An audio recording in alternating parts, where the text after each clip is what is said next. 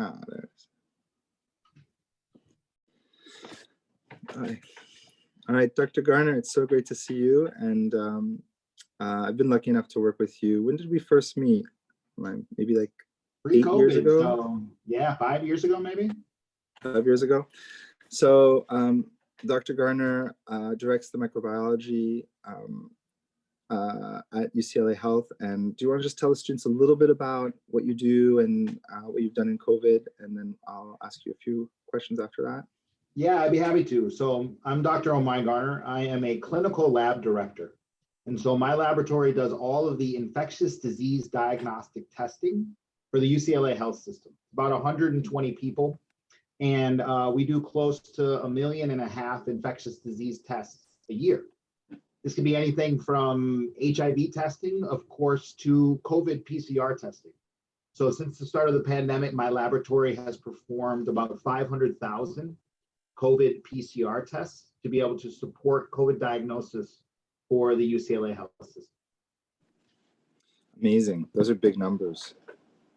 The big pandemic. So how did your knowledge of flu affect your early expectations of COVID? Yeah, great question. You know, I feel like over the last 10 years directing the laboratory, lots of new diseases have come up, right? So I don't know if this class remembers, but Zika virus was something that was new on the scene, you know, mosquito-borne illness causing congenital defects. Ebola spread worldwide. We had a large measles outbreak, right, associated with Disneyland. And then, of course, COVID-19. And so anytime a new virus shows up or a new disease shows up, you try and make comparisons to whatever disease is most similar. You do this for diagnostics, you do this for treatment. And the reason you do that is because you have to start somewhere, right? And so when COVID started, it started as a respiratory virus that was driving pneumonia in patients, right? Lower respiratory tract infection. Well, honestly, the #1 virus that does that is influenza. And so that was really our starting point with COVID-19. Now, I think we learned a lot of lessons there. And there are a lot of different ways that COVID-19 is not similar to influenza at all. But it was really our baseline starting point because it was the most similar type of disease that at least we knew about. And can you speak a little bit about maybe a couple ideas that changed, and when did they change, and how meaningful was that in terms of how you started to think about COVID differently? For sure. So, you know, and I'll mention the things that were a big deal, you know, to me. So transmission was confusing.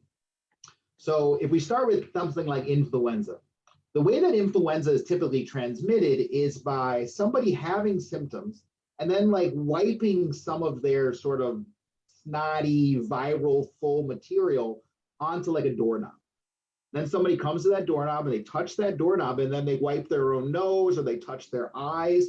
And it's a very direct transmission that way, right? It's like I touched something that had virus on it and I inoculated myself with that virus. And so, and it only happened typically when people were symptomatic. And so this really sort of centered around our initial thoughts of COVID. If everyone was remember, you know, you go to the grocery store and then you'd like bleach down your groceries, or if everybody remembers how much hand sanitizer we were using in the beginning of the pandemic, that was really because that was the way we found most effective to fight something like influenza. What we learned with COVID is that that's not its main route of transmission. And COVID can have a very, very high viral load when somebody doesn't have symptoms. That was the first surprise. And then the second surprise, it was really about interacting with somebody's respiratory droplets right from their face, right? So having dinner together, having conversations without masks on, almost any interaction that was face-to-face could cause viral transmission. And that's not the way that influenza is typically spread. And so in that setting, it was surprising, right? We had to learn a lot, but it ended up showing why masking was so effective to be able to bring down this particular infection. Now, I will say masking also works to fight flu, right? And so if you are able to limit those respiratory droplets, but I think that was one of the major things. The other major thing I think about the difference between flu and COVID-19 is that we know flu is seasonal, right? So every year at about the same time we get flu, and we know flu changes every year. So this is why you need a new vaccine. It mutates, it changes. We made some pretty early assumptions about the mutation rate of COVID-19 and when it would potentially affect people. And so I say that to bring up those 2 points. One, we didn't think COVID-19 would mutate as rapidly as it does, right? It's changing dramatically. It changes very, very fast. And whether it was Delta or Alpha or Omicron or BA.1 and BA.2, everyone's sort of familiar with these things now. It is really, to your immune system, functionally looking like a new virus each time. Thus, it's very, very difficult to stop people from getting infections. We underestimated the speed it would do that because we underestimated sort of the speed it would make its way around the world. So I think that those were two sort of really big learning points in the comparison to influenza that we weren't prepared for, but are better prepared for now. Fascinating. Now, as your own understanding and knowledge of COVID moved and changed and evolved as the science and the different articles that came out, what you saw, what you experienced, are there concepts that you had trouble communicating effectively into the professional community? And I would ask this in different chapters. The first one, perhaps, on testing itself. Yeah, this one was tricky to begin with. So we use a test called PCR to be able to recognize viral pathogens. And everyone's sort of familiar with the slang term PCR now, right? People talk about PCRs all the time, but remember, before COVID, nobody outside of the world of diagnostics thought about the word PCR. And so the way PCR works is it takes in a sample and it looks for either DNA or RNA from whatever is the target. Of course, the target here is COVID-19. And then it amplifies that and then says that it's there, right? Allows for a positive or a negative in that sample. Right away, this was pretty confusing to the larger community, right? Because how do you trust that? I feel sick. I went and got a PCR test. The PCR test says that it's negative. Well, I feel like I have COVID. I have COVID, right? So there was that. Then there was the opposite. I don't feel sick at all. And the PCR test says I have COVID. I don't have COVID. So you see how the result was fighting against, at times, what people would feel. And there was a trust issue early on. And so with my professional colleagues, right, the MDs that were ordering these tests, that were really trying to trust these results, there was a lot of work that we had to do to prove that our test was accurate. Accurate in the face of something that may be different than what symptoms are saying. That's hard for my clinical colleagues to accept a lot of times, right? Because we didn't know a lot about COVID at that time. And so really defending the PCR test was sort of one of the first big ones that I had never had to do before, right? Working in this industry, because the tests are very established, but these were new tests. Some of the tests that we had for COVID, we actually created in our laboratory to be able to use on patients. So we had to be able to defend those tests. The second part of this, which I think we're still experiencing, is that everybody knows PCR is not the only test that's out there, right? There's PCR, there's sort of other ways to amplify RNA and DNA, there's antigen testing. And so we created this landscape and then threw it out on patients and professionals. And so it was very challenging because one test would say one thing, negative, another test would say another thing, positive, and then the patient was feeling a third thing. And so now we have an even more complicated landscape where there are some tests that are the gold standard, PCR. A PCR result can always be trusted depending on sort of when the stage of infection is and when it's collected. Antigen testing, easy to use, you can do them at home, but the results aren't trustworthy at times. And so it became a much more complicated diagnostic landscape. And I've spent the last 2 years talking to the media about working through this landscape because I understand it well. I've tried to communicate to the broader public what a test result means at what time. That's great. That whole issue of what's being communicated and how sometimes, if, as you say, even with the PCR, that is such a trustworthy test, there's still moments in time where, depending when it's taken and all these qualifications. Did you feel a similar, I know it's a little bit outside of what you do day to day, but I think you feel a similar thing in the conversation around vaccination, and how have you sort of found that communication to be occurring? What would you wish had been said, or and when around that? Yeah, hard question. So when the vaccines came out, I was an early vaccinated person, of course, because I work in healthcare. But then I also work a lot with underserved communities. I have a nonprofit serving Black and Brown youth. And as we know with COVID-19, especially sort of communities that are the hardest hit are the communities that are closer to poverty. And so, but they were also the communities that had the least uptake in vaccination. And a lot of this was because of medical distrust, justified medical distrust. And a lot of it was because, unfortunately, the way the vaccine was communicated to the general public was just not very strong. And so I went on a couple, I would say it was probably a 6-month sort of campaign with a lot of my clinical colleagues doing community outreach, trying to give facts about the vaccine. Because, you know, when you looked at some of the broader agencies that were disseminating facts about the vaccine, it's not that what they were saying wasn't true. It's just that it wasn't made well for the public. So for example, you know, if somebody asks, well, are there any side effects to the vaccine? You know, the answer wasn't the side effects will be exceptionally mild, right? That's the fact. The fact is that the side effects to the vaccine, except in a very, very, very extremely rare population, are exceptionally mild. But that's not the terms, right? The terms were, yeah, there can be side effects and some of them can be serious. So, you know, I think that the problem was in how the message was conveyed. The other message was about effectiveness. And this has sort of changed as the virus has changed. But, you know, the message should have been this vaccine keeps you out of the hospital and stops you from dying from COVID. Flat. Right? That's what the vaccines do. But unfortunately, you know, some of the messaging was around not even catching the disease. And so as the disease has changed, we've seen this shift in the dynamics of the vaccine. Now, that said, my colleagues that make policy and communicate to the broad population have an exceptionally difficult job. Because if you're talking to me about the vaccine, well, I'm already educated about how the vaccine works, right? Working in the field directly. And so you can give me all of the facts. You can give me the studies. You can do all of that. That's not true of most of the population. And so as you are then giving vaccine information, you're giving it to some people who don't want a vaccine at all. And then you're giving it to other people that are very excited about a vaccine, but maybe are a little bit hesitant about the technology. And you're giving it to some people that, you know, are lining up for the vaccine. But you aren't putting out messaging to groups. You're putting out a message. And at any time that has to happen, that's incredibly challenging.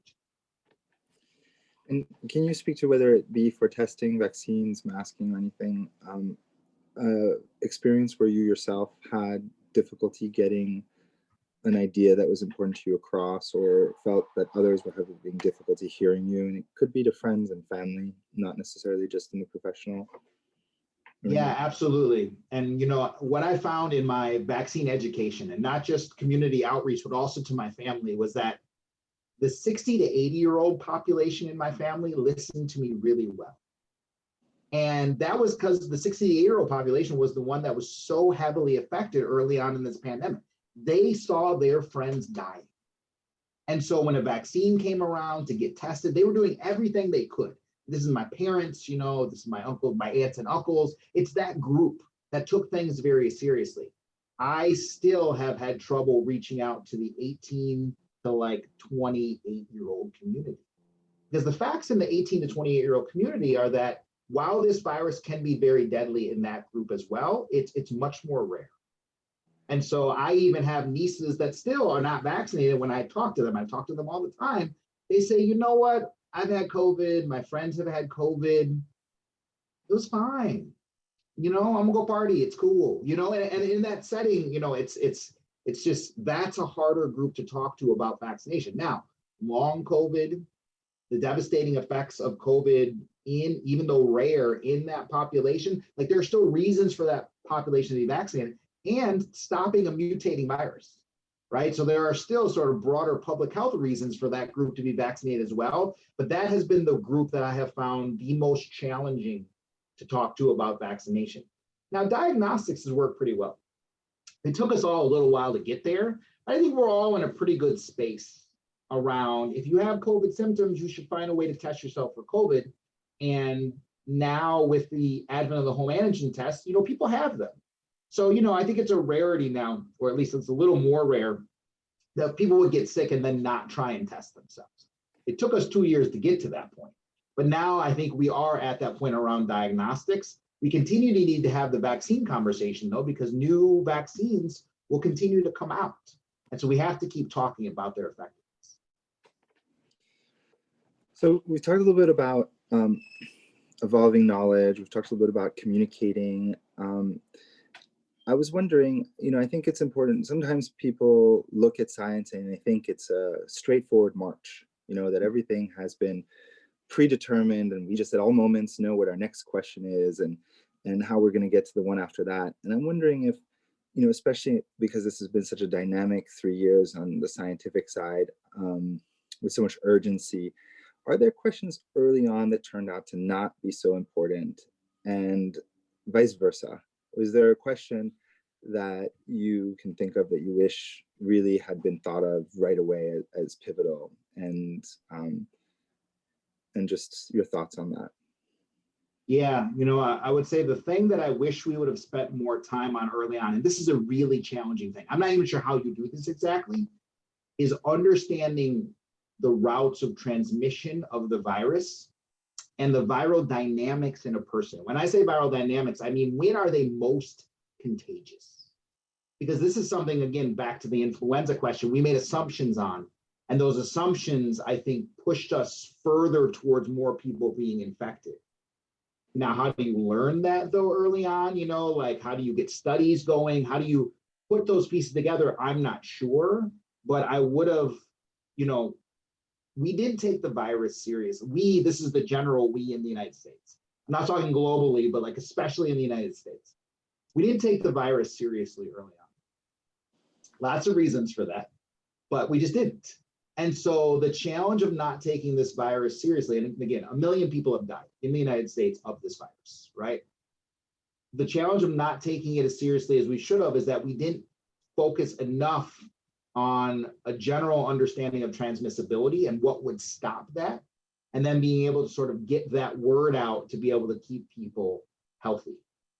Now, as far as sort of the other side, were the things that we like. Is that what you meant when you were talking about the assumptions? That there were assumptions around it being transmissible in certain ways, and we were late to sort of change that? Is that? Yeah, not only the assumptions about being transmissible, the assumptions about it even being a serious disease. Mm-hmm. Right. And I think that both of those, unfortunately, led us, partially to where we are today.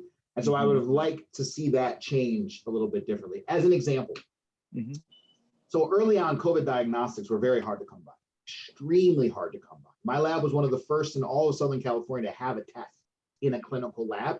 And I could only do 30 tests a day. Right now, we can do close to 2,000 tests a day. So it was very, very difficult. So it was controlled who got tested. And that control around who got tested ended up meaning that a wide variety of people with COVID that were already spreading it in the community did not get tested for this. So lack of diagnostics, lack of treating it like as important as it was, and not understanding the transmissibility all sort of added up to a widespread scenario of spread of disease. Now, on the other way, did we focus on something that maybe we shouldn't have? That's a tough question, because early in the past, we focused on a lot of things that didn't work out, right? So for example, clinically, we focused a lot on trying to find the virus in other parts of the body, right? Okay, the virus is in the lungs, but is it also in the blood? Or is it also in the brain? Is it also, and again, they just ended up being wrong, but it's not that, I don't want to say that that was a mistaken shift of focus, because some viruses do that, right? And so I think that you can look at it as, I just wish we would have looked at everything more early on and been more protective early on if possible. So, yeah. And that's great, thank you. And are there things that, on this notion of how to pick questions and, it's a process, are there things that you think we'll never be sure of regarding COVID? And how does that look to, perhaps in the sense of things that we work on to understand and things that we might know that we don't know now, but we will at some point? And then are there things that we just won't know? Yeah, being a virologist, and working in sort of medical diagnostics and clinical microbiology, we know so little about these viruses.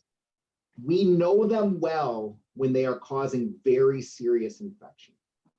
And so what I'll say specifically is that we do a good job of understanding viruses in the people who are going to die. So, this sort of invasive, the type of treatment where people are in the ICU, this is where we study things. We don't know anything, and I'm coming from an area of expertise here. We don't know anything about the overall community spread of virus in a low symptom setting. I got a runny nose. I go to work. How many people do I give that virus to? I don't know.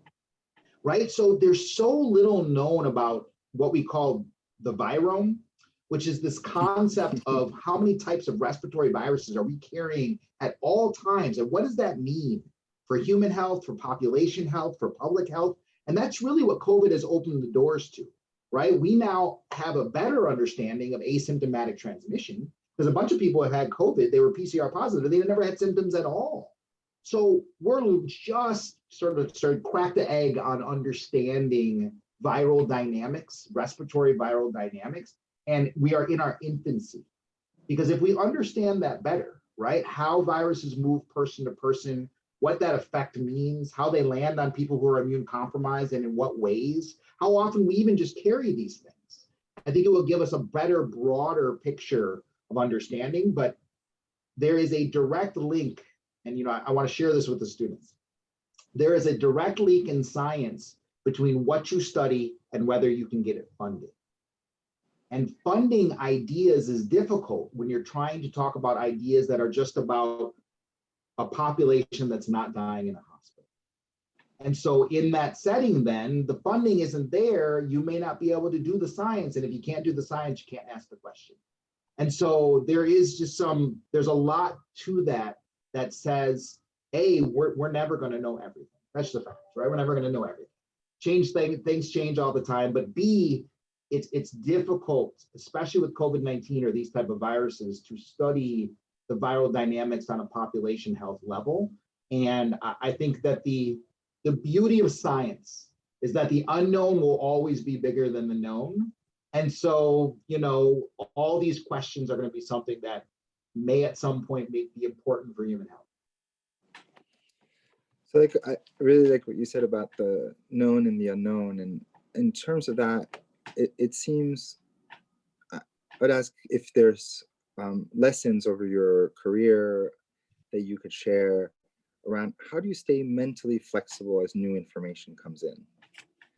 It is hard, right? And this is this concept of dogma, this idea that you get entrenched in what you've learned previously and you take that as fact.